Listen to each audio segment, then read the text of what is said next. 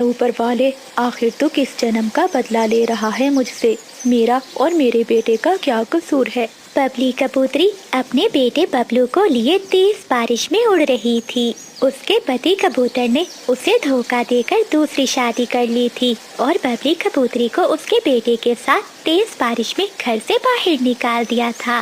बेचारी कबूतरी पर तो दुखों का पहाड़ टूट पड़ा था। उसे कुछ भी समझ में नहीं आ रहा था। तभी उसे एक पेड़ पर घर दिखाई देता है। लगता है इस घर में कोई भी नहीं रहता, आज रात यहीं रह लेती हूँ। कबूतरी उस घर में जाती है और अपने बेटे को घोंसले में बिठाती है। बबलू बेटा, तुम यहीं रहना, मैं अभी तुम्हारे लिए कोई मीठा फल ढूंढ कर लाती हूँ। बारिश रुक जाती है।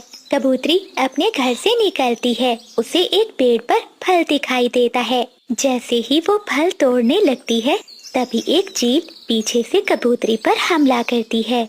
छोड़ दो चील, मुझे छोड़ दो। मेरा बेटा अकेला है, वो मर जाएगा। लेकिन चील कबूतरी पर दया नहीं करती और वो उसे मारकर खा जाती है।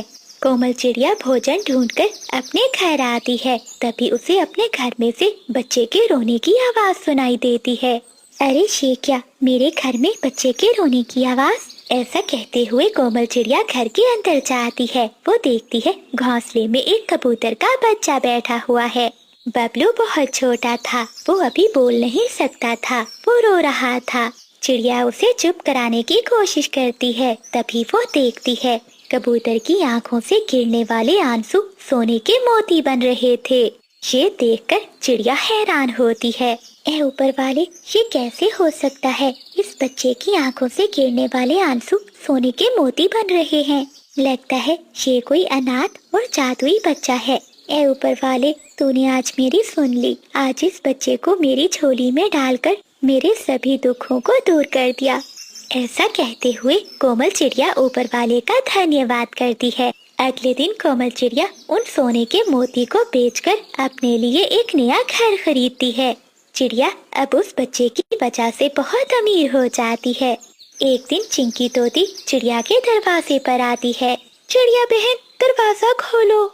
चिड़िया दरवाजा खोलती है। क्या हुआ तोती बहन, इतनी सुबह सुबह? चिड़िया बहन, क्या बताऊं, बुलबुल बहुत बीमार है।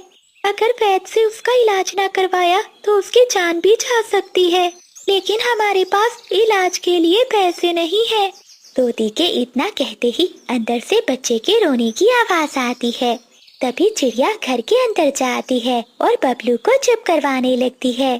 पीछे तोती भी घर के अंदर चली जाती है।